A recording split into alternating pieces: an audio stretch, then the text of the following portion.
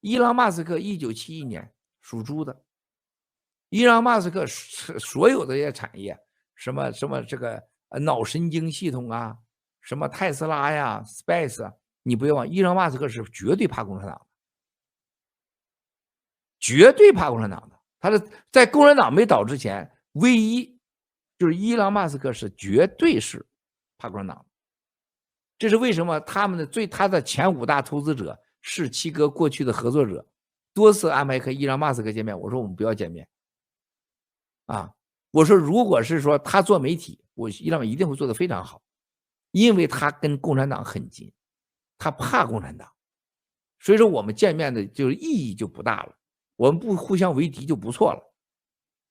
明白吗？但是我告诉他们说，伊朗马斯克在改变着人类的科技，特别是通信系统和运载工具的变化。我不相信在能源上革命是他，我相信能源上一定有其他人，可能现在你们知道几个能源公司之一，而且是美国的。另外2个能源公司就是乌克兰还有英国的公司，有可能日本会出来，新的能源一定会诞生。生物科技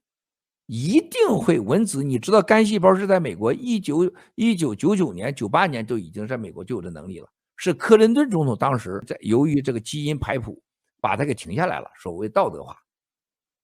那么当时布什是下了这个整个的封指令，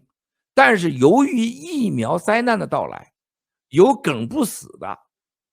是吧？梗不死的，脑梗的没死，是有一些所有的疫苗不死的留下来的人，有钱有势的，这些人就急需干细胞的这个生物科技。我相信美国会打开干细胞整个的法律控制，